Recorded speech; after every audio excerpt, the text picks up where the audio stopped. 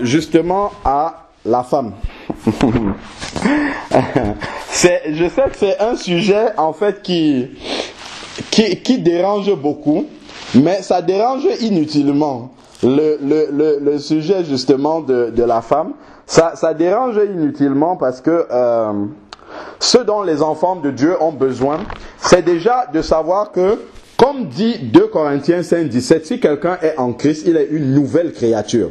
Les choses anciennes sont passées et voici, toutes choses sont devenues nouvelles. Donc déjà, ce qu'il faudrait comprendre par là, quand il dit si quelqu'un est en Christ, il est une nouvelle créature. Dans le texte d'origine, le texte grec, c'est il est une nouvelle création. Donc en fait, Dieu le crée à nouveau. Tu vois, lorsque quelqu'un vient au monde, il naît de ses parents selon la chair, il naît selon Adam en fait. C'est pour ça qu'on hérite du péché d'Adam. C'est ce que nous dit Romains 5 au verset 12. Romains 5 verset 12 nous dit: c'est pourquoi de même par un seul homme le péché est entré dans le monde et par le péché la mort. Et ainsi la mort a passé sur tous les hommes parce que tous ont péché. Donc en fait, quand nous naissons, puisque nous naissons de façon charnelle, de manière charnelle de nos parents, en fait, nous héritons du péché d'Adam. En fait, parce que eux-mêmes, ils ont hérité de leurs parents. Et si on remonte jusqu'à Adam. C'est pour ça que tout homme naît pécheur. Et nécessairement, Romains 6, verset 23 dit, le salaire du péché, c'est la mort. Voilà. Donc, puisque nous sommes nés pécheurs comme ça, selon Adam, la Bible dit dans 1 Corinthiens 15 au verset 45 que Jésus est le dernier Adam. Donc, quand quelqu'un va naître de nouveau maintenant, il ne naît plus selon ses parents, mais il naît selon Christ. Donc, il est créé à nouveau. C'est pour ça qu'il est une nouvelle créature. Donc, en fait, ce qui se passe, c'est que Dieu, au début, a créé l'humanité à partir de Adam. Normalement, quand Dieu a fait Adam, il a dit faisons l'homme à notre image. Donc, l'homme, quand Adam a été créé, il était censé être comme Dieu, c'est-à-dire que pas au sens d'être un Dieu, mais être comme Dieu au sens d'avoir la vie éternelle. Donc, Adam n'était pas censé mourir, il était censé vivre éternellement comme Dieu l'avait créé. Mais le Seigneur, quand on voit dans Genèse là, le Seigneur a dit à Adam, allons dans Genèse 2, parce que c'est là où tout commence. Parce qu'on voit seulement la fin avec ce que l'apôtre Paul a dit. On dit, oh non, l'apôtre Paul il dit n'importe quoi. Non, en fait, la parole de Dieu ne se contredit pas depuis le début. Ici, lorsque on voit Genèse 2, verset 15. L'Éternel Dieu prit l'homme et le plaça dans le jardin d'Éden pour le cultiver et le garder. L'Éternel Dieu donna ce commandement à qui? À l'homme. C'est ce qui est écrit là. Dieu a donné le commandement à l'homme. Donc, il a donné le commandement à l'homme. Il lui dit, tu pourras manger de tous les arbres du jardin, mais tu ne mangeras pas de l'arbre de la connaissance du bien et du mal, car le jour où tu mangeras, tu mourras. Donc, Dieu a donné sa parole à l'homme ici, initialement, au moment de la création. Bon, si on lit la suite, on va voir que l'homme, là j'explique d'abord la nouvelle création en fait, dans 2 Corinthiens 5, 17. Donc ensuite, si on lit la suite et chapitre 3, on va voir que l'homme a transgressé le commandement de Dieu et donc le jugement de Dieu est tombé sur lui, puisque Dieu a dit ici, au verset 17, mais tu ne mangeras pas de l'arbre de la connaissance du bien, car le jour où tu mangeras, tu mourras. Donc à partir du moment où Adam et Ève ont consommé de cet arbre-là, la mort est entrée dans le corps de l'être humain. Alors que initialement, ce n'était pas ça que Dieu voulait pour l'être humain. Mais l'être humain a choisi un autre chemin. Maintenant, quand Jésus vient, lorsque quelqu'un naît en Christ, Dieu maintenant fait de lui une nouvelle créature. Donc initialement, Dieu avait une première création avec Adam. Mais comme Adam est tombé dans le péché, Dieu a fait maintenant une nouvelle création avec Jésus. Donc l'Église, en fait, c'est la nouvelle création du Seigneur. L'Église, c'est la nouvelle création de Dieu à partir de Christ. Donc, les humains ont pour ancêtre, si on veut, c'est Adam, mais par contre, les enfants de Dieu spirituellement, lorsqu'ils naissent de nouveau, c'est Christ qui est directement, en fait, leur ancêtre, si on veut, spirituellement. Donc, l'Église est cette nouvelle création-là. Bon, maintenant, Dieu a, à partir de ce qui s'est passé dans l'ancienne création, Dieu a vu un certain nombre d'écueils qui se sont passés. Et donc, dans la nouvelle création, Dieu a pris de nouvelles dispositions afin que ce qui s'est passé dans l'ancienne création ne se reproduise pas dans la nouvelle. D'accord? Donc, c'est vraiment déjà à la base même. C'est ça même déjà. C'est de là que tout part. C'est-à-dire qu'il y a eu un échec, hein, pas de la part de Dieu, mais de la part de Adam et Ève, dans la première création, et maintenant Dieu ne veut pas que cela se renouvelle dans la nouvelle création, d'accord, qui est l'Église. Donc voilà pourquoi, et maintenant on peut entrer dans les détails pour voir exactement comment est-ce que Dieu avait pris des précautions dans la première création. Il avait fait un certain nombre de choses, mais comme l'être humain a désobéi, il est parti dans un autre sens. Bon, si nous regardons Genèse toujours 2, avançons tout doucement, l'Éternel, verset 18, l'Éternel dit, il n'est pas bon que l'homme soit seul. Je lui ferai une aide qui lui sera son vis-à-vis. L'Éternel Dieu forma du sol tous les animaux des champs et tous les oiseaux du ciel. D'accord? Il les fit venir vers l'homme pour voir comment il les appellerait. Donc, je prends en fait la peine d'expliquer vraiment en profondeur, hein, d'où ça vient le fait que la femme ne doit pas enseigner. Mais après, je vais résumer pour vous donner juste la substance. Mais il est bon d'aller en profondeur dans les Écritures pour comprendre que c'est pas quelque chose qui est parachuté comme ça dans la parole. C'est pas quelque chose que l'apôtre Paul dit comme ça en passant et ça ne vient de nulle part. Mais ça, véritablement, c'est racine dans la parole de Dieu. Donc, l'Éternel Dieu forma du sol tous les animaux et tous les oiseaux du ciel. Il les fit venir vers l'homme pour voir comment il les appellerait, afin que tout être vivant porte le nom que l'homme lui aurait donné. En fait, ici, ce que Dieu est en train de faire, c'est un principe spirituel d'autorité. D'accord? Lorsque on regarde dans Genèse 1, je lis le début de Genèse 1. Au commencement, Dieu créa le ciel et la terre. La terre était informe et vide. Il y avait des ténèbres à la surface de l'abîme, mais l'Esprit de Dieu se mouvait au-dessus des eaux. Dieu dit, tu vois, Dieu parle. Dieu dit que la lumière soit, et la lumière fut. Dieu vit que la lumière était bonne. Dieu sépara la lumière d'avec les ténèbres. Dieu appela la lumière jour et il appela les ténèbres nuit. Donc, le fait que Dieu ait donné un nom au jour et à la nuit, c'est ça qui fait que Dieu a l'autorité sur le jour et la nuit. Dieu peut décider que dans un pays, il fera jour tout le temps, la nuit ne va jamais venir. Il suffit juste que ça soit la parole de Dieu. Et comme Jésus est Dieu manifesté en chair, c'est pour ça que Jésus avait l'autorité sur tous les éléments de la nature.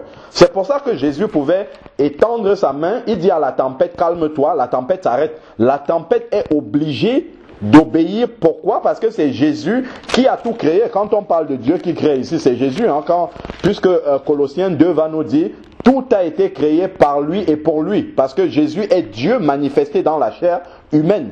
Donc c'est pour ça que tous les éléments de la nature obéissaient à Jésus. Quand Jésus dit comment ça s'appelle, au figuier qui est là, maudit. Quand il a maudit le figuier a séché immédiatement. Parce que c'est lui qui a créé toutes ces choses-là. Donc, le principe d'autorité spirituelle, lorsque le nom est donné par quelqu'un, cette personne-là spirituellement a l'autorité sur la chose. Donc, Dieu a tout créé. Dieu a créé les animaux, Dieu a l'autorité sur les animaux, mais Dieu peut décider de transférer son autorité spirituelle sur une chose ou une personne qu'il a créée à quelqu'un d'autre. Et notamment, comment il va le faire? C'est en amenant la chose ou en présentant la chose à la personne à qui il veut transférer l'autorité et il lui dit, donne un nom à cette chose-là. Donc, quand, dans le verset 19 ici de Genèse 2, quand le Seigneur amène tous les animaux vers l'homme et il demande à l'homme de donner un nom à ces animaux-là, en fait, c'est là où Dieu est en train de conférer l'autorité à l'homme sur tous les animaux qui existent. C'est pour ça qu'on aura beau voir le lion, l'éléphant, tous ces animaux féroces là sont soumis à l'homme. Toujours. L'homme arrive à dompter ces animaux-là. Parce que Dieu a donné l'autorité à l'homme sur les animaux. Et ça vient de ce verset-ci.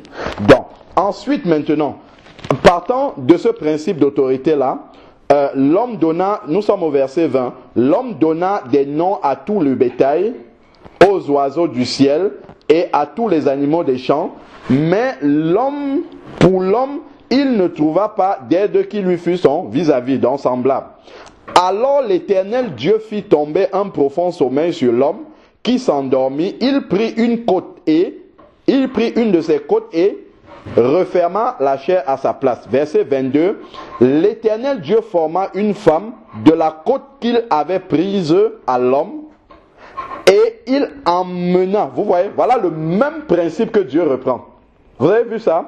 Il crée la femme et il emmène la femme. C'est pas l'homme qui allait trouver la femme où elle était. C'est Dieu qui amène la femme là où l'homme est. Et l'homme dit, cette fois, c'est l'os de mes os, la chair de ma chair, c'est celle qu'on appellera femme. Vous voyez? Donc en fait, Dieu a amené la femme auprès de l'homme pour voir comment l'homme devait appeler cette femme-là. Et c'est là, justement, le même principe spirituel ici. Dieu est en train déjà de donner l'autorité à l'homme sur la femme. Déjà. C'est là déjà que Dieu le fait. Avant même qu'il n'y ait la chute du jardin d'Éden. Donc, ça, c'est déjà, quand on parle d'autorité, c'est que Dieu donne la responsabilité à l'homme sur la femme au travers du fait que c'est l'homme qui a donné le nom à la femme. Et il a dit, c'est elle qui a été prise de l'homme. C'est pourquoi l'homme quittera son père, verset 24, et sa mère et s'attachera à sa femme et ils deviendront une seule chair. L'homme et la femme étaient tous les deux, tous deux nus et n'en avaient pas honte. Regardons maintenant au chapitre 3. Il y a quelque chose que je nous ai fait observer dans Genèse 2, verset 15, verset 16, c'est que Dieu a donné le commandement à l'homme. D'accord? Mais quand on vient ici, chapitre 3, qu'est-ce qui se passe? Le serpent était le plus rusé de tous les animaux. Vous avez vu? C'était un animal rusé. Donc il va faire preuve de ruse. Et on va voir en quoi est-ce qu'il a été rusé. Et le serpent, qui est le diable, continue à être rusé aujourd'hui. C'est pour ça qu'il conduit les sœurs dans la séduction et les sœurs ne veulent pas comprendre ce que la parole de Dieu dit en ce qui concerne l'enseignement. Le diable n'a pas changé. Il est toujours le même depuis le jardin d'Éden jusqu'aujourd'hui.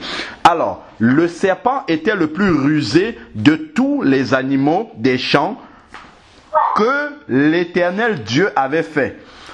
Il dit à la femme, regardez ce que le serpent fait. Le serpent ne va pas parler à l'homme. Il vient parler à la femme. Pourquoi? Retournons. Genèse 2, verset 19. L'Éternel Dieu forma tous les animaux des champs et les oiseaux, y compris le serpent. Et ensuite, au verset 20, l'homme a donné des noms à tous les animaux, y compris au serpent, dont le serpent savait que l'homme a l'autorité sur lui. Donc il ne peut pas venir l'embourber avec la parole de Dieu. L'homme devait à ce moment-là prendre autorité sur le serpent et lui dire: ce que tu viens me dire là, c'est pas la parole de Dieu. Est-ce qu'on voit ça? Et comment est-ce qu'on peut le savoir? C'est que à la création, Dieu a fait l'homme à son image. Et nous savons que lorsque Jésus est venu sur la terre, Jésus était l'incarnation même de ce que l'homme créé à l'image de Dieu aurait dû être. Ce que Adam aurait dû être, c'est ça que Jésus a manifesté sur la terre. C'est pour ça que 1 Corinthiens 15 verset 45 dit que Jésus est le dernier Adam. Donc il est la correction d'Adam. Il est ce que Adam aurait dû être. Donc lorsqu'on regarde dans Matthieu 4, lorsque le malin vient séduire Jésus dans le désert, qu'est-ce que Jésus fait? Quelle est la stratégie de défense ou de réponse du Seigneur aux attaques du malin? C'est: il est écrit, il est écrit, il est aussi écrit.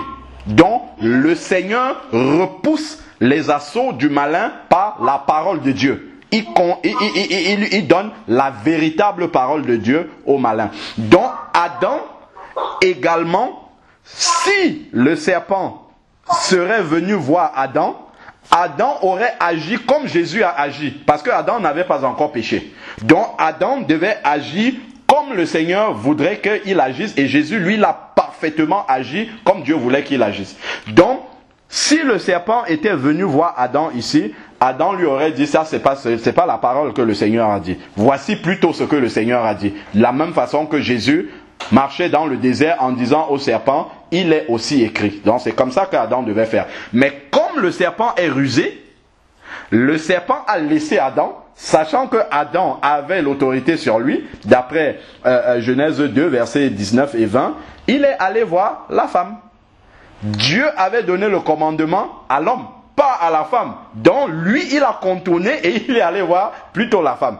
Donc c'est en cela déjà que il montre qu'il est rusé. Le diable, c'est un séducteur depuis le début. Donc, il va donc voir la femme. Et qu'est-ce qu'il dit? Alors, il dit à la femme: Dieu a-t-il réellement dit? Qu'est-ce qu'il fait? Il sème le doute. Dieu a dit quelque chose, c'était clair.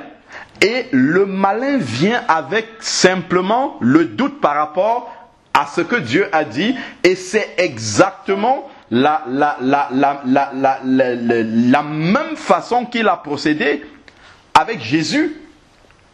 Lorsque Jésus se retrouve dans le désert, gardons le doigt sur Genèse 3, on va revenir dessus. Allons voir un peu dans Luc 3.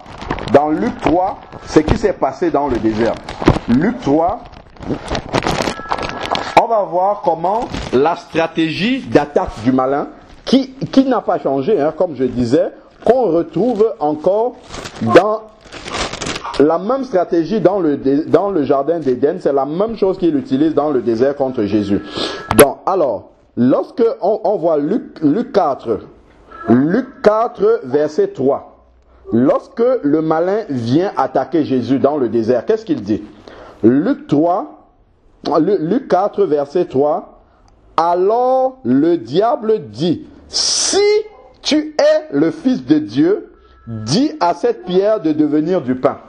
Si tu es le Fils de Dieu. Vous voyez, il vient avec le doute. Alors que si vous regardez juste à côté, dans Luc chapitre 3, la fin du verset 22, lorsque Jésus est sorti des eaux du baptême, le ciel s'est ouvert et le Père a parlé, il a dit: tu es mon Fils bien-aimé, objet de mon affection. Il n'y a pas de doute là-dessus. Ça, c'est la parole de Dieu. La parole de Dieu dit: tu es mon Fils. Il n'y a pas de doute dessus. Mais quand le diable vient, qu'est-ce qu'il dit à Jésus? Si tu es le Fils de Dieu. Donc, il vient avec le doute. De la même façon, là, dans le désert, nous revenons dans Genèse 3, dans le jardin d'Éden. Le malin vient de la même façon, il vient ici: Dieu a-t-il réellement dit? Dieu a-t-il réellement dit? Donc il vient semer le doute dans le cœur de la femme. Vous ne mangerez pas de tous les arbres du jardin. Donc, il n'a même pas modifié la parole de Dieu. Il vient, c'est ça la séduction, hein. Il vient avec presque la vérité, mais avec le doute dedans. Et il dit, Dieu, vous ne mangerez pas de tous les arbres du jardin. Alors, la femme dit au serpent, c'est là le problème. C'est là où est tout le problème ici.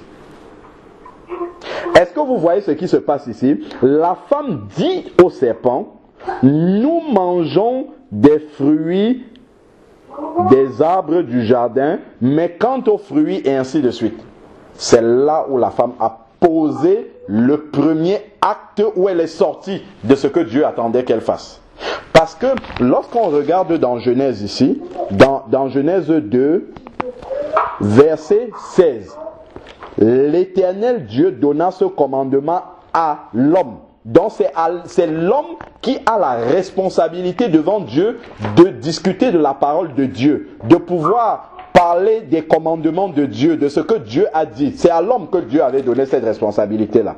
Donc la femme ici, lorsque le serpent lui dit, est-ce que Dieu a dit ça, ainsi de suite, elle devait dire, puisque nulle part depuis Genèse 2 là, on ne voit Dieu parler à la femme directement en lui donnant un commandement, mais c'est à l'homme qu'il a parlé. Et si la femme ici commence à parler de ça, c'est parce que l'homme lui a transmis le commandement. Autrement, parce qu'on ne voit pas Dieu lui transmettre ce commandement là. Donc, depuis le début, Dieu veut que ça soit l'homme qui transmet le commandement transmettre sa parole en fait. Et ici, ce que la femme aurait dû faire dans cette situation-ci, elle aurait dû dire, bon, ce que tu es en train de me dire là, écoute le serpent, moi je l'ai reçu de Adam.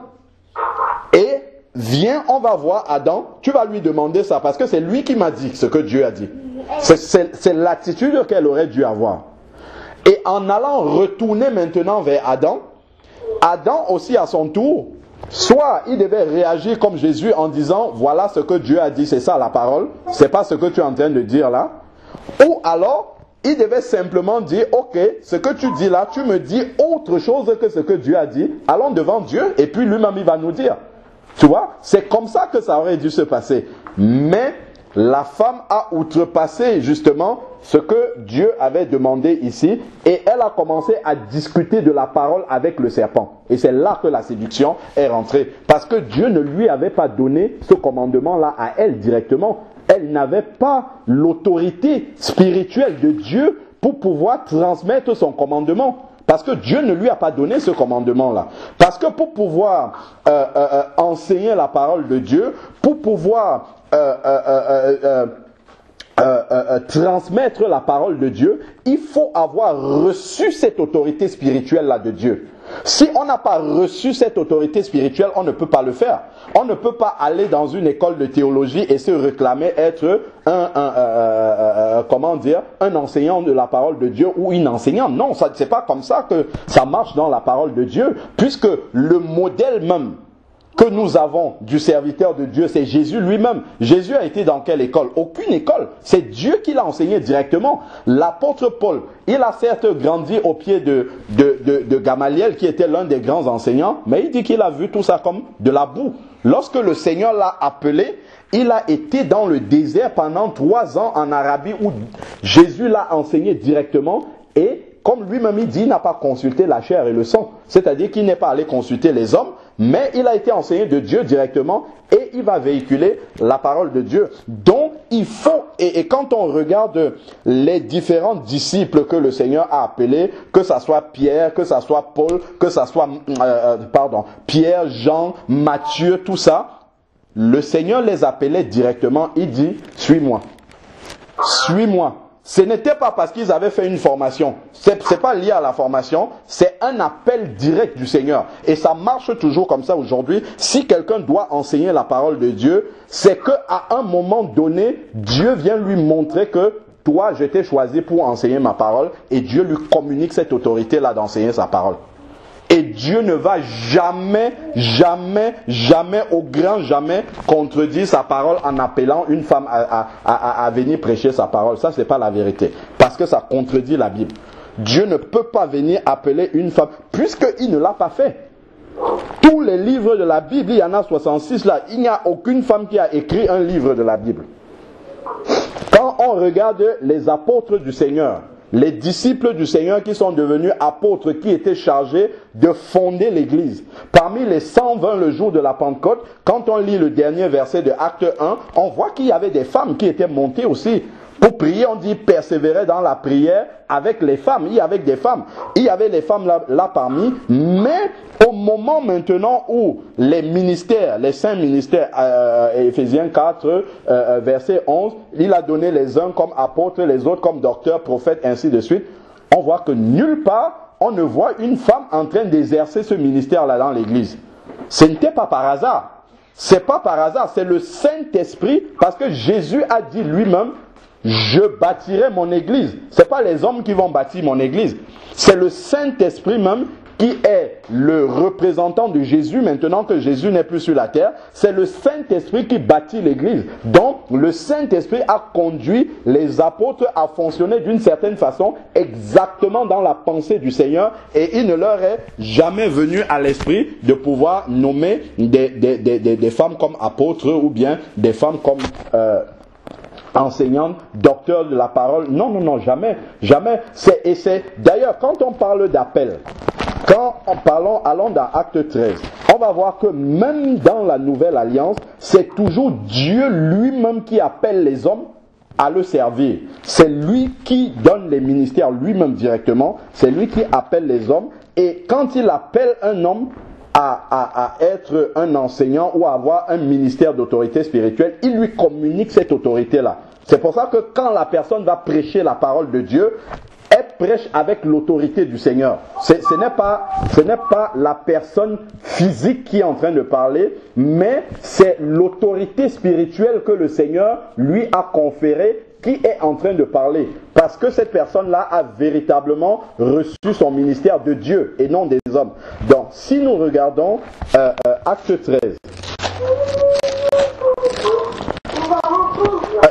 on peut prendre même déjà Acte 9, l'appel de l'apôtre Paul, qui était Saul de Tarse. Lorsque nous regardons ici, Acte 9, verset 3. Acte 9, verset 3, c'est Saul de Tarse qui est en train de se rendre à Damas pour persécuter les chrétiens. Comme ils étaient en chemin et qu'ils s'approchaient de Damas, tout à coup, une lumière venant du ciel resplendit autour de lui.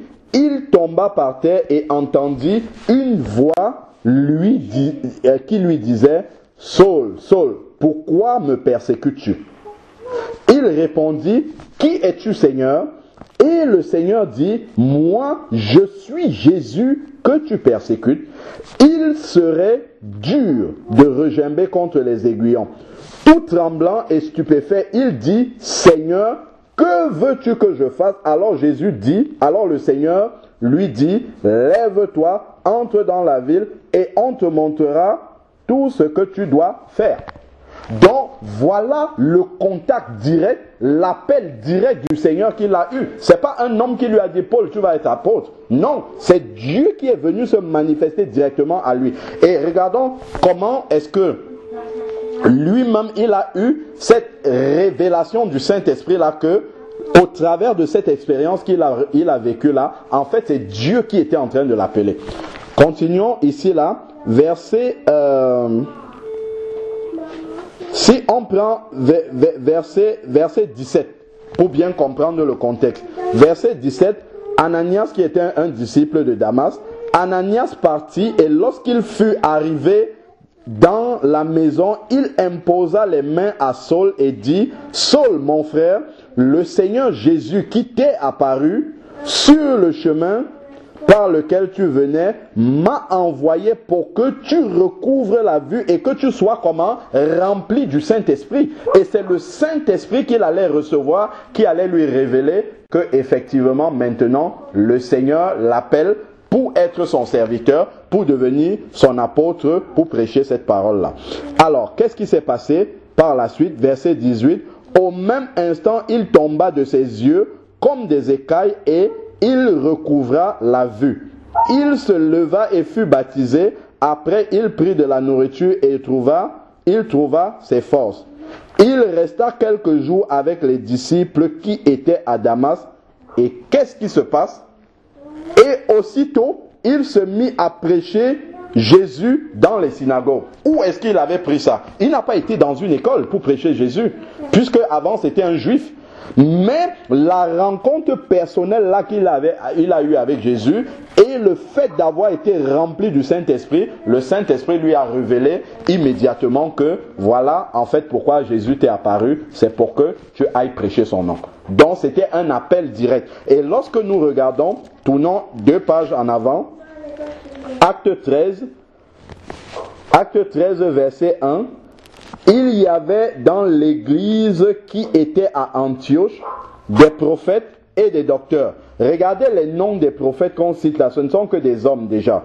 Barnabas, Siméon appelé Niger, Lucius de Cyrène, Manahem, qui avait été élevé avec Hérode le tétrarque et Saul. Pendant qu'ils célébraient le culte du Seigneur et qu'ils jeûnaient, le Saint-Esprit, vous avez vu, c'est pas un homme qui a dit, oh voilà 2 personnes, ils sont qualifiés pour faire telle chose. Non, c'est le Saint-Esprit qui les a appelés. Mettez-moi à part Paul, Barnabas et Saul pour l'œuvre à laquelle je les ai appelés. C'est-à-dire, le Seigneur lui-même les a appelés à ce travail-là. Donc, c'est le Seigneur lui-même qui appelle et qui qualifie des hommes pour pouvoir enseigner et communiquer sa parole. Et ça, il ne va jamais se contredire en allant appeler des femmes pour faire ce travail-là. Donc, à partir du moment où on a déjà des femmes qui s'investissent, c'est que en fait c'est venu de leur propre initiative. C'est pas Dieu qui leur a demandé ou qui les a investis de cette autorité-là pour faire ce travail-là. Donc on voit que même dans la nouvelle alliance, c'est toujours le Saint-Esprit qui appelle ces personnes-là à occuper des ministères d'autorité spirituelle. Revenons dans Genèse 3 pour finir justement par rapport à l'enseignement de la femme. Alors, verset 3, on a déjà compris ici que le problème principal, c'est que la femme s'est engagée à commencer à discuter de la parole de Dieu avec le malin, alors que Dieu ne lui avait pas donné cette autorité-là. Et on était en train d'expliquer que jusqu'aujourd'hui, c'est toujours Dieu qui donne l'autorité de pouvoir prêcher sa parole. Et il va toujours donner conformément à sa parole. Mais, verset 3, Genèse 3, mais quant au fruit de l'arbre qui est au milieu du jardin, Dieu a dit, vous n'en mangerez pas et vous n'y toucherez pas, sinon vous mourrez. Bon, le serpent, maintenant, a réalisé en fait que, ok, la femme il est rusé, hein, le serpent, il le sait. Il sait que la femme n'a pas l'autorité de prêcher la parole de Dieu. Elle n'a pas l'autorité de pouvoir enseigner cette parole-là. Et dit, bon, ben ok, puisqu'elle a commencé à enseigner cette parole-là et qu'elle n'a pas cette autorité-là, c'est une porte ouverte pour moi. Donc maintenant qu'elle a commencé à parler de ça, je peux donc entrer, exploiter cette porte ouverte-là pour la séduire. Et Dieu ne va pas intervenir dans ces circonstances-là parce que la femme a transgressé ce que le Seigneur avait prévu. À partir du moment où il y a transgression, c'est une porte ouverte pour la séduction, pour le malin, pour que le malin vienne intervenir. Alors, et aussi, il y a ce verset, c'est dans Luc 6, je crois, ou 45 comme ça, qui dit c'est de l'abondance du cœur que la bouche parle. Donc, en fait, lorsque on parle, ça révèle aussi ce qu'il y a dans le cœur. Nous savons que le malin ne sait pas ce que nous avons à l'intérieur de nous, mais il essaye juste de tester en écoutant ce que nous disons, en nous injectant de mauvaises pensées. Donc en écoutant la femme parler comme ça, le malin réalise déjà que en fait dans le cœur de la femme, il doit avoir quelque chose qui n'est pas conforme justement à ce que Dieu veut. Et qu'est-ce qu'il va faire? Comme il a entendu parler, donc elle a révélé ce qu'il y a dans le cœur. Regardons le verset 6. Alors le serpent dit à la femme, là maintenant, dans la deuxième intervention du serpent, c'est là où il commence vraiment à déverser le poison. Au début, il a presque répété le commandement de Dieu et il a juste mis un doute. Il a juste mis un doute. Dieu a-t-il réellement dit? Maintenant qu'il a compris que effectivement la femme est sortie de son attribution en allant discuter de la parole de Dieu, là il va commencer avec le poison maintenant. Verset 5, il dit, vous ne mourrez pas du tout, mais Dieu sait que le jour où vous mangerez, vos yeux s'ouvriront et que vous serez des dieux qui connaissent le bien et le mal. Voilà la séduction, le poison que le serpent a donné à la femme ici, parce qu'il a vu qu'en parlant, elle a révélé qu'il y avait quelque chose dans le cœur qui n'était pas droit par rapport à Dieu. Et le verset 6 vient confirmer tout cela.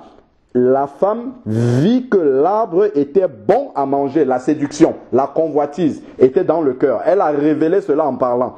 Donc, alors ici, bon à manger, agréable à la vue et propre à donner le discernement. Donc la convoitise était là.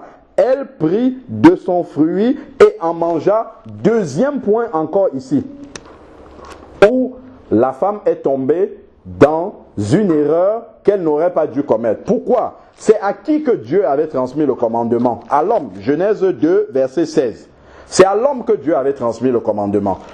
Déjà, elle est allée discuter du commandement avec le malin, alors qu'elle n'avait pas cette autorité spirituelle de le faire. 2, maintenant, elle a reçu un autre enseignement, un autre commandement qui ne venait pas de Dieu, mais du malin. Donc, au lieu d'aller trouver son mari et de lui dire, mais par rapport à ce que tu m'as dit, le serpent lui dit autre chose. Comment ça se fait? Elle a outrepassé son mari qui était là pour commencer à consommer du fruit de cet arbre-là. Regardons la fin du verset 6. Elle prit de son fruit et en mangea. Elle a pris l'initiative de manger alors que ce n'était pas elle que Dieu avait donné ce commandement-là. Elle aurait dû aller consulter son mari avant de manger. Elle en donna aussi à son mari qui était avec elle. Et voilà la faute d'Adam. Et il en mangea. Là, c'est là justement que Adam aussi est tombé. Et qu'est-ce qui va se passer? Là aussi où on voit vraiment comment est-ce que Dieu a réparti et donné l'autorité spirituelle, c'est la manière dont Dieu va régler ce problème-là. C'est là qu'on voit. Quand Dieu arrive, alors continuons. Verset 7. Les yeux de tous les deux s'ouvrirent, ils prirent conscience du fait qu'ils étaient nus. Il se mit des ceintures avec des feuilles de figuier et conçus ensemble. Alors, conçus ensemble. Verset 8. Alors ils entendirent la voix de l'Éternel qui parcourait le jardin avec la brise du soir. L'homme et la femme allèrent se cacher devant l'Éternel Dieu parmi les arbres du jardin. L'Éternel Dieu appela l'homme. Vous avez vu? Regardez ce que l'Éternel fait. Quand il vient, il ne va pas chercher la femme. Il parle à l'homme. Il appela l'homme. Toujours. Il sait qu'il a transmis son commandement à l'homme. S'il y a transgression, il ne veut pas savoir comment ça s'est passé. Il va voir celui à qui il a donné l'autorité et le devoir de communiquer aux autres, d'enseigner ce commandement-là aux autres. Il va voir le responsable. C'est pour ça que Dieu appela l'homme ici. Et lui dit, où es-tu? Il répondit, j'ai entendu ta voix dans le jardin et j'ai eu peur parce que je suis nu, je me suis donc caché. L'Éternel Dieu dit, qui t'a appris que tu es nu? Donc l'Éternel constate, et le savait d'ailleurs déjà avant, qu'il a mangé. Il lui dit, est-ce que tu as mangé de l'arbre dont je t'avais défendu de manger? L'homme répondit, c'est la femme. Vous voyez, l'homme accuse la femme. Il dit, c'est la femme. Non seulement il accuse la femme, mais il accuse Dieu aussi en même temps. Il dit, c'est la femme que tu as mise auprès de moi. Donc, comme quoi, si Dieu n'avait pas mis la femme auprès de lui, il n'aurait pas commis le péché. Donc, ensuite, et j'en ai mangé. Alors, l'Éternel Dieu dit à la femme, regardons dans quel ordre de responsabilité le Seigneur agit. Quand le Seigneur vient, le Seigneur sait qu'ils ont mangé. Le Seigneur Dieu, il connaît toutes choses. Il sait qu'ils ont mangé. Il vient et il sait qui a été à l'initiative. Il sait que c'est la femme. Mais il ne va pas voir la femme directement. Il va d'abord voir le responsable. Il va voir celui à qui il avait laissé ce commandement. C'est pour ça qu'il parle d'abord à l'homme. Et ensuite, il parle à la femme. Et après, il parle au serpent. Donc, alors, l'Éternel Dieu, verset 12, verset 13. Alors l'Éternel dit à la femme, pourquoi as-tu mangé cela? La femme répondit, le serpent m'a séduite et j'en ai mangé. Donc, elle aussi, pareillement, elle remet la faute sur le serpent. Autrement dit, si tu ne nous avais pas mis le serpent ici, je n'aurais pas mangé. L'Éternel Dieu dit au serpent, là, il n'a pas posé la question au serpent, il a directement parlé, puisque tu as fait cela, tu seras maudit de tout le bétail et de tous les animaux de la campagne et tu marcheras sur ton ventre et tu mangeras de la poussière tous les jours de ta vie. Je mettrai inimitié entre toi et la femme, entre ta descendance et sa descendance, celle-ci t'écrasera la tête et tu lui écraseras le talon. Il dit à la femme et ainsi de suite et à l'homme. Donc on voit comment quand Dieu est venu ici pour demander les responsabilités par rapport au fait que son commandement avait été transgressé, il a commencé à parler à l'homme. Pourquoi? Parce que c'est à l'homme qu'il avait donné la responsabilité et l'autorité de communiquer ce commandement-là. Donc on voit que Dieu ne se trompe pas là-dessus. Il sait pourquoi il a fait ceci. Donc maintenant, comme il y a eu justement ce drame-ci qui s'est passé dans l'ancienne création avec Adam, lorsque Dieu maintenant va mettre sur pied la nouvelle création avec l'Église, Dieu va justement prendre des garde-fous en donnant des enseignements clairs, beaucoup plus précis, parce que ici dans le jardin d'Éden, Dieu l'a fait de façon spirituelle, parce que Dieu ayant créé l'homme à son image, l'homme avait l'esprit de Dieu et l'homme communiait chaque jour avec Dieu. Donc l'homme était censé comprendre, et d'ailleurs l'homme comprenait, puisque quand Dieu amène les animaux vers l'homme, au verset 19 et 20, l'homme ne demande pas à Dieu qu'est-ce que je dois faire. L'homme ayant l'esprit de Dieu, la pensée de Dieu, comprend qu'il doit donner les noms à ces animaux-là. Et en même temps, c'est la manière pour Dieu de lui conférer l'autorité sur ces animaux-là. Donc l'homme, Adam, comprenait parfaitement, il était en communion parfaite avec Dieu parce qu'il avait son esprit. Ensuite, lorsque Dieu crée la femme, il amène la femme vers Adam. Adam ne demande pas à Dieu pourquoi tu l'amènes, qu'est-ce que tu veux que je fasse. Il fait immédiatement exactement ce que Dieu attend qu'il fasse. Donc, de la même façon, et après justement, Adam est tombé dans le péché avec Ève. Maintenant, dans la nouvelle création, qu'est l'Église, Dieu va donner des enseignements clairs au travers justement des prophètes pour dire, attention, voici comment ça se passe. Maintenant, déjà, pendant que les chrétiens se réunissent, 1 Corinthiens 11, versets 2 à 16, la femme doit se couvrir la tête. Pourquoi se couvrir la tête? Pour avoir sur la tête la marque de l'autorité dont elle dépend. Parce que dans le jardin d'Éden, elle a transgressé cette autorité-là. Elle avait déjà ses longs cheveux, mais ça n'a pas suffi qu'elle reconnaisse qu'il y a une autorité à laquelle il faudrait se référer. Donc, elle a transgressé ce commandement. Mais maintenant, dans la nouvelle création qu'est l'Église, la femme doit mettre sur sa tête la marque de l'autorité dont elle dépend, afin que justement, lorsqu'elle se trouve dans une situation, justement, il dit, lorsque la femme prie et prophétise. Donc, quand on est dans le culte des enfants de Dieu, la femme doit avoir cette marque de soumission-là pour se rappeler que là où nous sommes en train de faire les choses de Dieu, je ne peux pas faire les choses comme je veux. Au-dessus de moi, il y a une autorité, c'est l'homme. Et l'homme aussi ne doit pas mettre quelque chose sur sa tête, comme on voit les prêtres catholiques mettre des chapeaux sur leur tête, ils déshonorent leur chef. La Bible dit clairement que si un homme prie la tête couverte, il déshonore son chef. Donc c'est clairement écrit, là on voit que les catholiques en cela, ils déshonorent. Et puis toutes les religions, enfin en tout cas les religions soi-disant chrétiennes, où les hommes mettent des chapeaux sur la tête, ils déshonorent leur chef. Donc dans cette nouvelle création-là, Dieu dit maintenant, la femme va mettre la marque de l'autorité dont elle dépend sur sa tête, afin justement qu'elle-même, elle sache qu'elle dépend de cette autorité-là. Donc qu'elle ne prenne plus ces initiatives-là qu'elle avait prises dans le jardin d'Éden, mais qu'elle ait référence à l'autorité dont elle dépend. Donc c'est pour ça que le Seigneur demande à la femme de se voiler. Parce que lorsque nous rendons culte à Dieu, c'est pas un culte dans le monde physique là, comme on le fait. La Bible dit dans Éphésiens 1, au verset 21, que le Seigneur est assis dans les lieux célestes en Christ.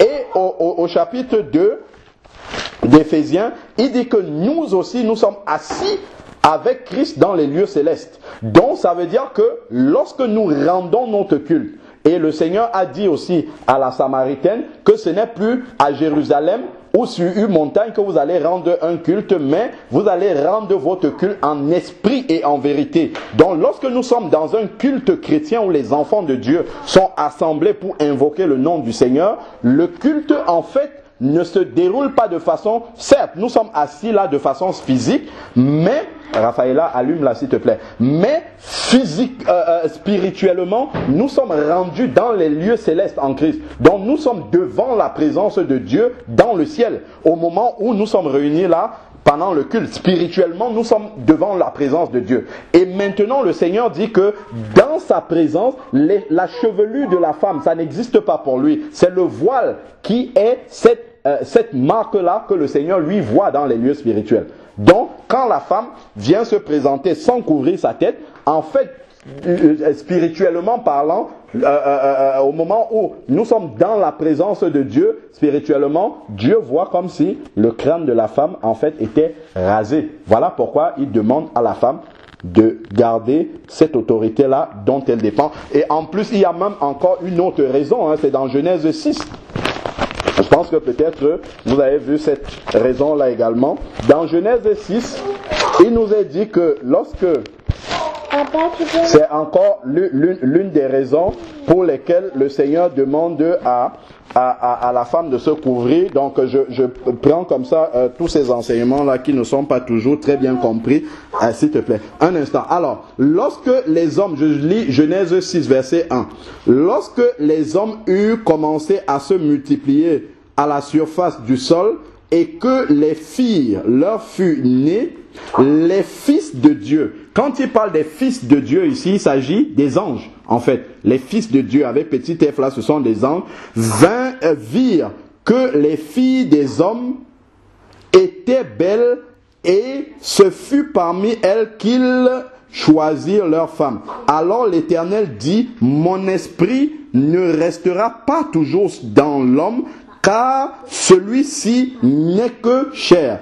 Et ses jours seront de 120 ans. Donc en fait, les anges étaient descendus sur la terre pour avoir des relations sexuelles avec les enfants des hommes, avec les filles des hommes, autant pour moi, et ça a donné ce qu'on appelait des géants, là, les Néphilim, dont par exemple Goliath en était un, ou Akan, je ne sais plus, ces géants-là, ces monstres-là, en fait, étaient issus des relations des anges avec les filles des hommes.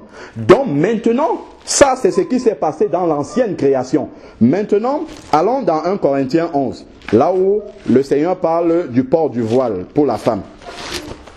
1 Corinthiens 11, verset 10.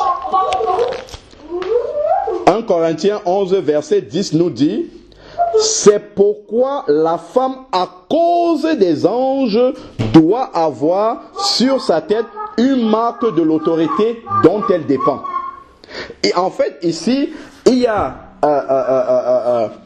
plusieurs explications, dont deux sont les suivantes. 1.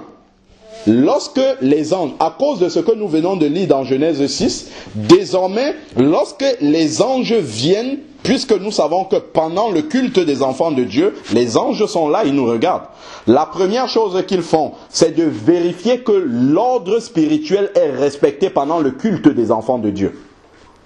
Vérifier que l'ordre spirituel est respecté, que la femme a bien couvert sa tête, que les hommes n'ont pas couvert leur tête. Ils respectent cet ordre-là. Et on a dit tantôt que le culte, la réunion, l'assemblée des enfants de Dieu, c'est un culte que nous rendons en esprit, donc dans les lieux spirituels en Christ. Et si nous allons voir dans Ésaïe 6, nous allons voir justement comment le culte spirituel se passe justement. Comment est-ce que spirituellement, rendu dans les lieux célestes, ça se passe? On va voir que les anges sont là également. Ésaïe 6, et Ésaïe 6 nous montre justement clairement comment est-ce que lorsque nous rendons notre culte physiquement ici sur terre, comment est-ce que spirituellement ça se passe là-bas dans la présence de Dieu, et on voit que les anges sont là. Ésaïe 6 verset 1, l'année de la mort du roi Osias, je vis le Seigneur assis sur un trône très élevé, et le pan de sa robe remplissait le temple. Des séraphins, ça ce sont des anges. Les séraphins se tenaient au-dessus de lui. Ils avaient 6 ailes chacun, dont deux dont ils se couvraient la face, 2 dont ils se couvraient les pieds, et 2 dont ils se servaient pour voler. Donc il y a 4 ailes qui leur servent pour la couverture, pour se couvrir dans la présence de Dieu. Cette attitude de révérence-là, dont les anges eux-mêmes obéissent déjà à cela, et ils sont là aussi pour vérifier que dans l'assemblée, les sœurs également obéissent et que les frères aussi ne couvrent pas leur tête pour que le culte se passe comme le Seigneur l'a dit. C'est la première chose que les anges font là pendant le moment du culte. Continuons, revenons dans 1 Corinthiens 11 verset 10. La deuxième raison, c'est également ce qui s'est passé dans Genèse 6, à savoir que les anges étaient descendus pour avoir des relations sexuelles avec les enfants des hommes. Donc maintenant, quand un ange arrive au moment où les enfants de Dieu sont réunis, en train de rendre culte à Dieu, quand il voit une sœur avec la tête couverte, il sait que cette fille-là, des hommes, une femme appartient à un homme et pas à un ange, à cause de la marque de l'autorité dont elle dépend. Puisque cette autorité-là, c'est un homme. Les anges aussi connaissent la parole de Dieu. Donc ils savent que comme elle a couvert sa tête-là, elle appartient, elle dépend d'un homme. Son autorité, c'est un homme. Donc moi, ange, je ne peux pas aller vers cette femme-là. Ça, c'est l'une des raisons également pour lesquelles la femme doit se couvrir la tête. Ensuite, maintenant, il est dit également que au verset 14, la nature, 1 Corinthiens 11 verset 14, la nature elle-même ne vous enseigne-t-elle pas que c'est une honte pour l'homme de porter de longs cheveux, mais que c'est une gloire pour la femme d'en porter. En effet, la chevelure lui a été donnée en guise de voile. En fait, ici, c'est le verset qui trompe tout le monde. Ce verset-là, en fait, le voile dont il est question ici, déjà dans ma traduction, le mot voile, dans le texte grec, n'est pas le même que pour le... Oui. Donc, en fait, ici, quand il parle de voile dans le verset 15, cela renvoie à un autre mot. Ce n'est pas le même voile dont il est question ailleurs ici. Dans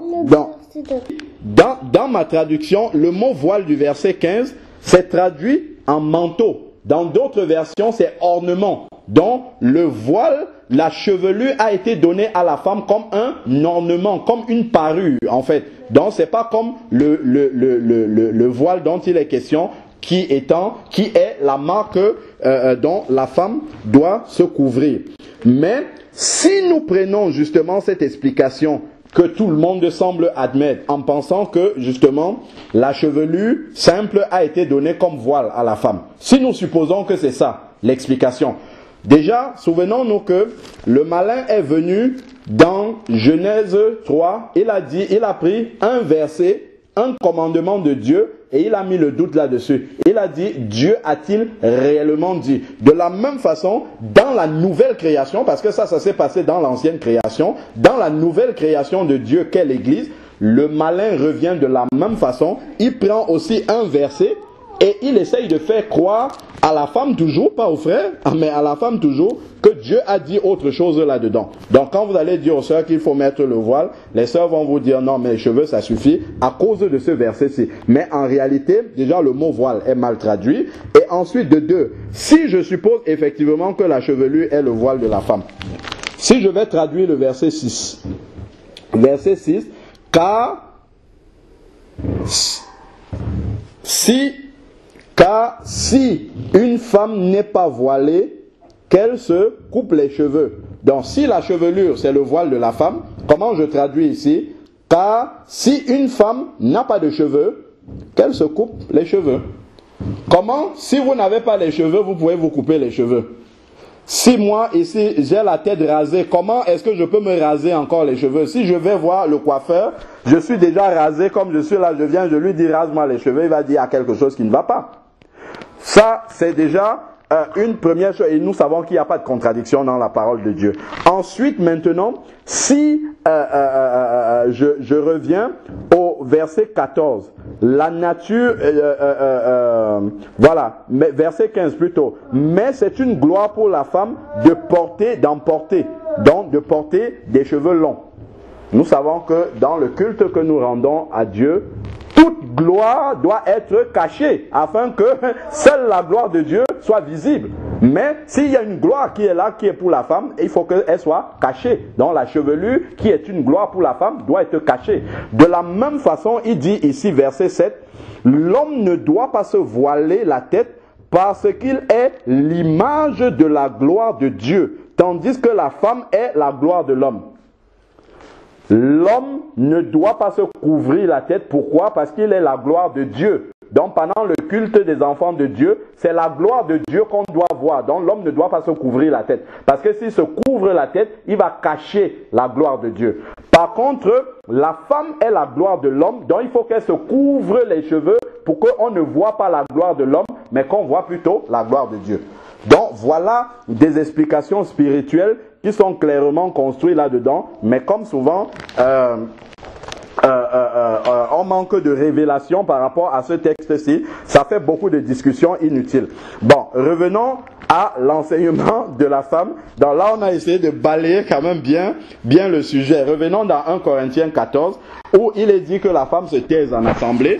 Et ça vient simplement confirmer tout ce qu'on a vu déjà depuis le livre de la Genèse. En fait, il n'y a rien de nouveau. C'est juste que, comme l'Église est la nouvelle création de Dieu, Dieu a eu une première création avec Adam, et maintenant l'Église, qui est la nouvelle création à partir de Christ, le Seigneur vient simplement mettre les garde-fous au travers des enseignements de l'apôtre Paul notamment, pour que les erreurs, les drames qui se sont trouvés dans l'ancienne création ne se reproduisent pas dans la nouvelle. Et ce que nous sommes en train de voir aujourd'hui, c'est que comme justement ces commandements-là ne sont pas respectés, comme ces commandements-là sont bafoués, maintenant on parle de l'égalité de l'homme, de la femme, toutes ces choses-là, ce sont des choses du monde qui se sont introduites dans l'Église. Et comme l'Église, au lieu d'être la lumière du monde et le sel de la terre, c'est le monde qui est devenu la lumière de l'Église, donc tout cela s'est introduit dans l'Église. Et qu'est-ce que ça donne? Ça donne la même chose qu'on a vu dans l'Ancienne Alliance, où justement les femmes commencent à prendre le pouvoir, les femmes commencent à enseigner la parole de Dieu, alors que Dieu ne leur a pas demandé ça, et l'Église est dans une séduction et dans un endormissement total. Pourquoi? Parce que ce n'est pas respecté. Parce qu'on a mis la parole de Dieu de côté. Vous vous levez aujourd'hui, vous dites la parole de Dieu dit que la femme ne doit penser. On va dire mais vous êtes arriéré, vous êtes un sexiste, vous êtes ci, vous êtes ça. Alors que c'est la parole de Dieu qui le dit. Et Dieu ne le dit pas pour... quand on dit que la femme doit être soumise, par exemple, ce n'est pas que la femme est inférieure à l'homme. Loin de là la pensée de Dieu. C'est juste une question de responsabilité. C'est tout. L'homme est le responsable et ensuite la femme, chacun a ses attributions. L'homme a été créé en premier, Dieu lui donne une responsabilité et la femme a une autre responsabilité. De la même façon, parmi les saints ministères, apôtres, prophètes, docteurs, évangélistes, pasteurs, ça ce sont des ministères d'autorité spirituelle que Dieu a confiés aux hommes pour la responsabilité de l'église, mais après les femmes ont plein d'autres choses. Elles peuvent prophétiser et ainsi de suite. Elles ont beaucoup de choses à faire dans l'assemblée des enfants de Dieu. Mais c'est que, comme dans le cœur, en fait, il y a toute la pensée du monde qui est là. N'oublions pas 1 Jean 5, 19 qui nous dit que le monde est dominé par le malin et sa pensée. Et malheureusement, cette pensée-là, les enfants de Dieu l'ont acceptée. Même des frères qui prêchent la parole de Dieu ont accepté cette pensée-là et commencent à réfléchir, à raisonner sur la parole de Dieu avec la pensée du monde. Mais le monde, c'est pas le monde qui construit l'église de Dieu. Le Seigneur a dit, je bâtirai mon église. Donc c'est l'esprit de Dieu, conduit par l'esprit de Dieu, que l'église est en train de se bâtir. Et elle est bâtie sur la parole de Dieu. Donc, c'est pas sur autre chose. Donc, on doit nous arrêter à ce qui est écrit. Alors, donc, on doit effectivement laisser le Seigneur, comme il a dit, comme il a dit lui-même, bâtir son église par son esprit au travers de sa parole. Et maintenant, lorsque les enfants de Dieu sont réunis, la parole nous dit dans 1 Corinthiens 14, verset 34, que les femmes se taisent dans les assemblées car il ne leur est pas permis d'y parler. Comment est-ce que la femme va donc prêcher la parole si la Bible dit clairement qu'il ne lui est pas permis d'y parler, mais qu'elle soit soumise comme aussi le dit la loi. Si elles veulent s'instruire sur quelques points, qu'elles interrogent leur propre mari à la maison, car il est malséant à la femme de parler dans l'église. Pourquoi il dit ça? Quand on dit ça, ça choque un peu. Mais en réalité, ça ne devrait pas choquer. Pourquoi? Parce que le principe de l'autorité spirituelle, c'est au travers de la parole. On a vu ça dans Genèse. Lorsque Dieu amène les animaux et il dit à l'homme, parle sur eux, donne-leur leur nom, donne-leur un nom, en fait c'est une autorité spirituelle.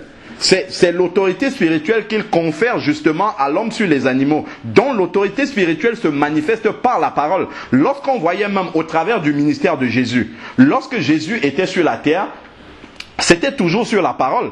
Il vient, il trouve un démoniaque, il dit, il parle avec autorité sur les démons, mais c'était toujours, c'est dans la parole qu'il y a l'autorité, justement. Donc c'est pour ça que si une femme parle dans l'assemblée de façon, comment dire, sur sa propre initiative, en fait, elle prend l'autorité sur les frères qui sont là et qui sont censés être responsables parce que Dieu les a établis en tant que responsables. Donc c'est pour ça qu'il demande à la femme de se taire en assemblée, de ne pas y parler. Quand la femme a voulu parler dans Genèse 3 sur les affaires de la parole de Dieu, elle a induit justement l'humanité dans l'erreur en acceptant l'enseignement, enfin le commandement que le malin lui a donné au lieu de retenir la parole que le Seigneur lui avait donnée. Donc, normalement, ça ne devrait pas choquer, on devrait seulement dire, Seigneur, que ton nom soit béni parce que tu connais mieux que nous-mêmes. C'est Dieu qui a créé l'homme, c'est lui qui a créé la femme. Donc, il sait ce qu'il y a dans nos cœurs. Il sait pourquoi il demande que ça soit l'homme qui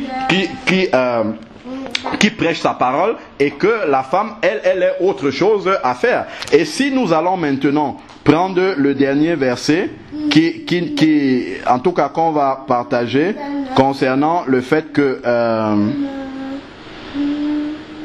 oui, justement, pour finir sur le voile, j'avais oublié le dernier verset là, le 16, verset 1 Corinthiens 11, verset 16 dit, si quelqu'un se plaît à contester, c'est sur la question du voile, si quelqu'un se plaît à contester, nous n'avons pas cette coutume ni dans les églises de Dieu.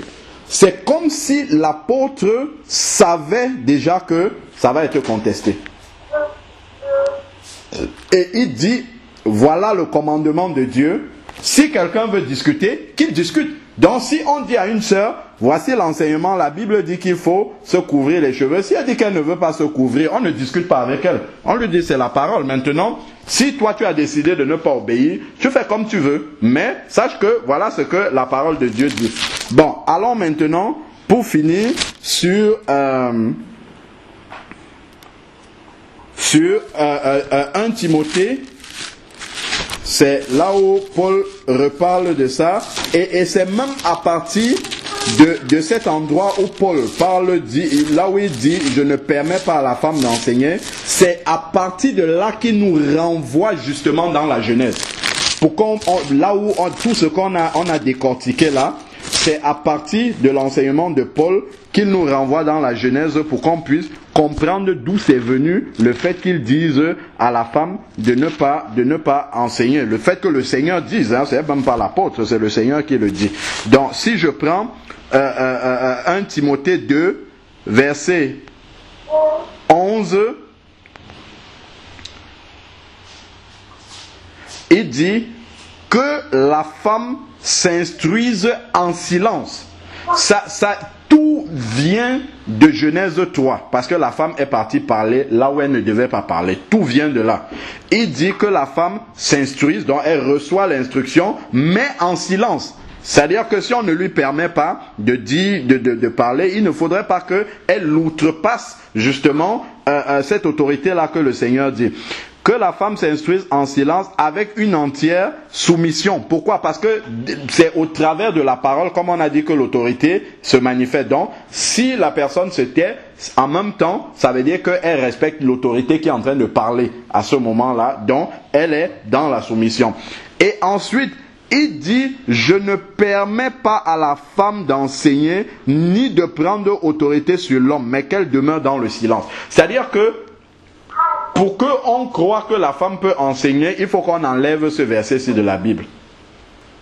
Parce que si la femme peut enseigner la parole de Dieu, ça veut dire que ce verset-ci n'a pas sa place. Forcément, ça contredit ce verset-ci, parce qu'on ne peut pas l'expliquer autrement. C'est écrit noir sur blanc, on doit le prendre comme un enfant.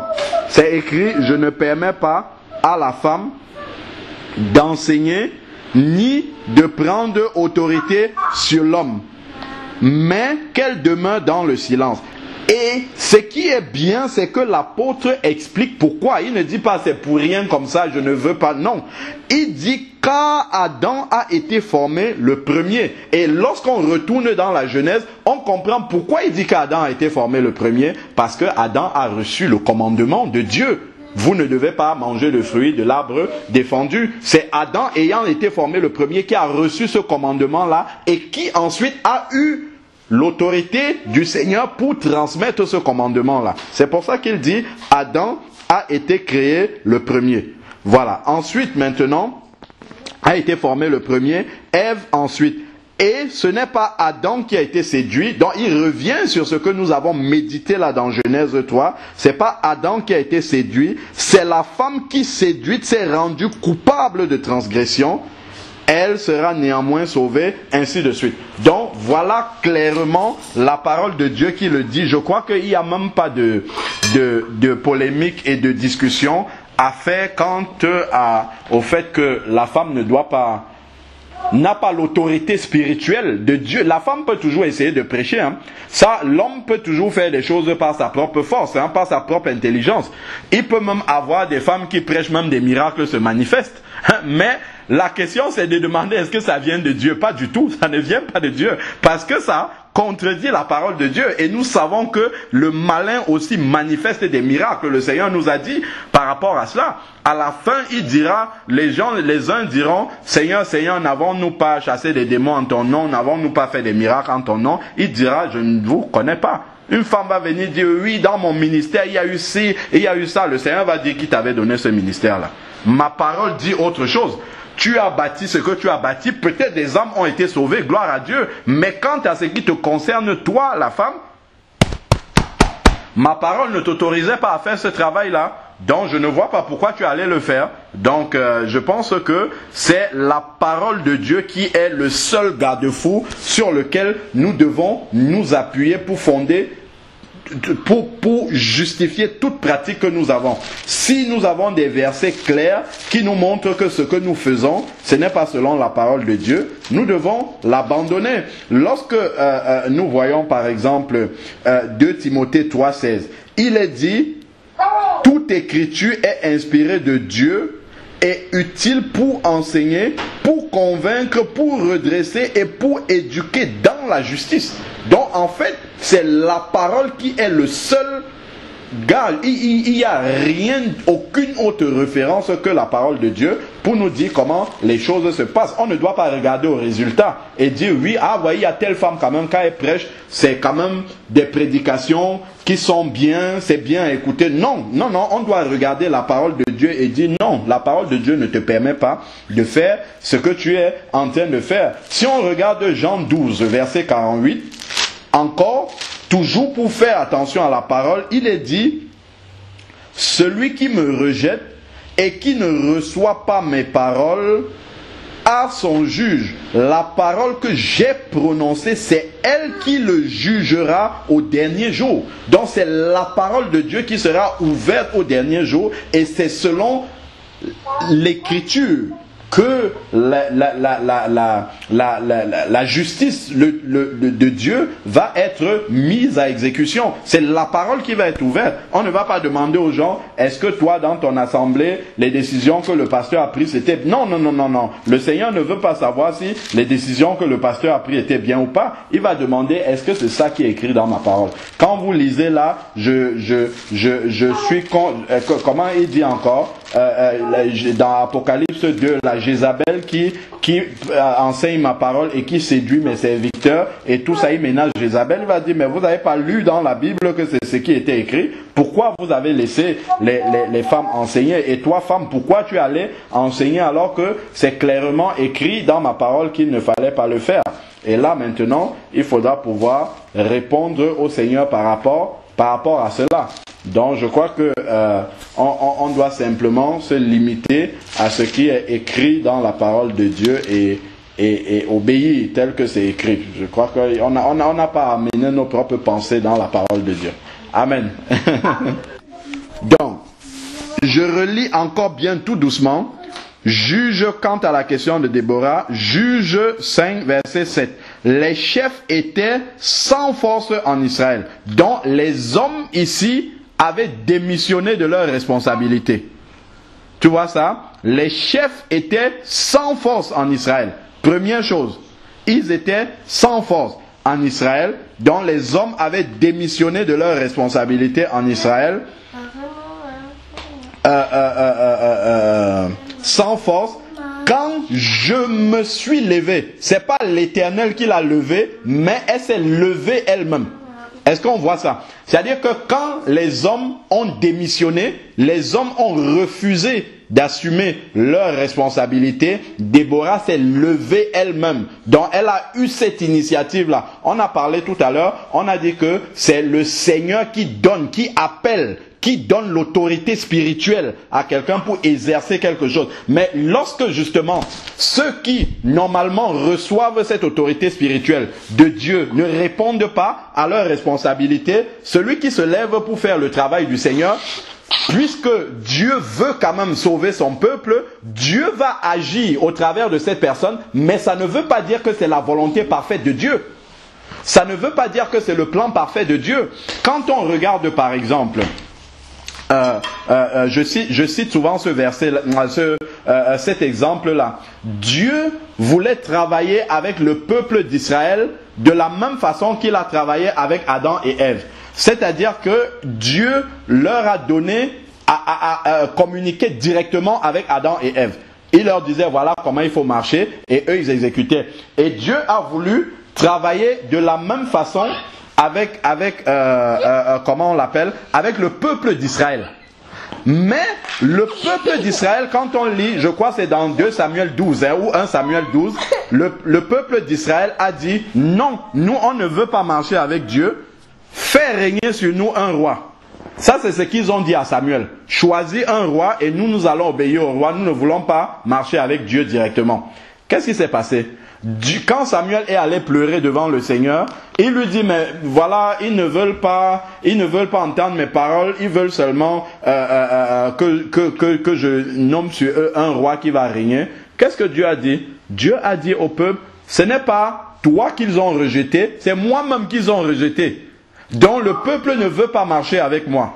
C'est pas grave, nomme sur eux un roi. Et maintenant, le peuple d'Israël a commencé à avoir des rois, dont David, Salomon, Saül, tout ça, sont venus. Mais ce n'était pas le plan parfait de Dieu. Mais comme Dieu a de la compassion pour son peuple, ce n'est pas pour autant qu'il va abandonner ce peuple-là. Donc il a travaillé avec David, de Saül d'abord, après David, après Salomon et ainsi de suite. Mais le peuple n'était pas dans le plan parfait de Dieu. Donc de la même façon, ce n'était pas le plan parfait de Dieu que ça soit Déborah, mais comme les hommes avaient démissionné de leur fonction et que Déborah s'est proposée, elle dit je me suis levé moi-même, donc de sa propre initiative, de sa propre autorité, elle s'est levée pour être cette mère-là pour Israël, pour faire le travail.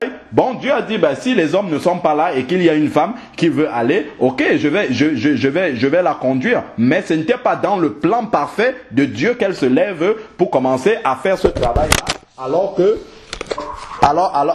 que Dieu avait donné cette autorité, alors que cette autorité-là relève des hommes. C'est pas pour rien que Dieu n'a jamais conduit le peuple d'Israël à avoir une femme pour roi, par exemple. Ou bien quand Dieu a appelé les prophètes, il a appelé Samuel, il a appelé Esaïe, Jérémie, Ézéchiel, Daniel, Amos, Habakkuk, tous. Pourquoi il n'a pas appelé de femme qui a écrit un livre? Ce n'est pas la pensée de Dieu. On ne peut pas aller prendre un cas isolé comme ça. Et maintenant, on a compris dans quel contexte Déborah s'est levée. C'était dans un contexte justement où les hommes avaient démissionné de leur fonction. Donc Dieu n'a pas pu trouver au milieu du peuple un homme qui pouvait se lever pour conduire le peuple. Et cette femme-là était volontaire. Elle dit, moi, je me suis levée. Et voilà, maintenant, le Seigneur a dit, ok, en plus, si nous avons bien lu, ils avaient abandonné le Seigneur et ils servaient d'autres dieux. Et là, cette femme-là s'est levée à ce moment-là. Elle dit non, moi je veux qu'on revienne dans les voies du Seigneur. Le Seigneur utilise celui qui est disponible alors à ce moment-là. Puisque les hommes ne veulent pas se lever pour faire le travail de Dieu. Donc voilà un peu comment justement Déborah s'est inscrite comme ça dans l'histoire du peuple d'Israël. Mais ce n'était pas dans le plan parfait de Dieu. Amen. Des fois aussi, on prend aussi l'exemple de Anne. Anne la prophétesse. On dit oui, il y a Anne la prophétesse, en plus c'est dans le Nouveau Testament, tout ça et tout. Bon, déjà, souvent les gens mélangent, ils mélangent le Nouveau Testament et la Nouvelle Alliance. C'est pas la même chose. La Nouvelle Alliance ne commence pas avec le Nouveau Testament. Quand le Nouveau Testament commence, on est encore dans l'Ancienne Alliance jusqu'à ce que justement Jésus meure à la croix et ressuscite, qui introduit ainsi l'inauguration, la Nouvelle Alliance commence après la résurrection de Jésus et notamment clairement le jour de la Pentecôte. C'est là où véritablement la Nouvelle Alliance va commencer pratiquement. Donc déjà, Anne, elle a vécu sous l'ancienne alliance. C'est la première chose. Et ensuite, quand on parle de Anne, la prophétesse, on dit qu'elle était prophétesse, non pas en prêchant la parole de Dieu, mais dans les jeûnes, dans les prières au temple. C'était ça qu'on appelait prophétesse. Pour elle, là-dedans, son ministère, ce n'était pas de se mettre et de prêcher la parole de Dieu. Bien sûr qu'elle recevait des révélations du Seigneur, comme par exemple, lorsqu'elle a vu Jésus qui venait être présenté au temple, elle a reconnu que ça c'est le Messie. Pourquoi? Parce qu'elle était connectée à Dieu, mais elle n'a pas commencé à enseigner les gens en disant, oui, voilà, ça c'est le Messie, il va faire ci, il va faire ça. Non, pas du tout. Son rôle, ce n'était pas cela. C'était de rester au temple, de prier, de jeûner, justement pour que le Messie vienne pour la libération du peuple. C'était ça son rôle, qu'on appelait prophétesse, mais ce n'était pas un rôle d'enseignement de la parole de Dieu. Donc voilà un peu ce qu'on peut dire par rapport à ces deux cas-là que souvent on utilise pour dire oui, la femme peut enseigner. Il y a encore un autre cas bien tordu que les gens utilisent. On dit oui, l'apôtre Paul a dit que dans la Nouvelle Alliance, il n'y a plus ni femme, ni homme, ni juif, ni grec, donc tout le monde peut faire tout. Non, pas du tout. Quand Paul parle de il n'y a plus ni femme, ni homme, ni juif, ni grec, ni esclave, ni homme libre. Il parle du salut. Le salut est le même pour tout le monde. Ce n'est que ça que ça veut dire. C'est-à-dire que le salut, que ça soit le salut d'un esclave ou bien le salut d'un homme libre, c'est la même chose pour Dieu. Que ça soit le salut d'une femme ou d'un homme, c'est une seule âme devant Dieu. C'est l'âme de la personne qui compte. Que ça soit une âme de femme ou une âme d'un homme, c'est la même chose pour Dieu. C'est une âme qu'il faut sauver. Ce n'est que ça que l'apôtre Paul explique, mais les gens tordent ça en ramenant ça dans d'autres domaines qui n'ont pas de sens. Et ce que nous devons comprendre, c'est que si on a une compréhension d'une partie des Écritures qui contredit une autre partie, ça veut dire que notre compréhension n'est pas bonne. Donc il faut toujours que notre compréhension puisse s'intégrer dans l'ensemble des Écritures sans contredire une partie de la parole de Dieu. C'est là où on peut véritablement savoir si nous avons la bonne compréhension des choses.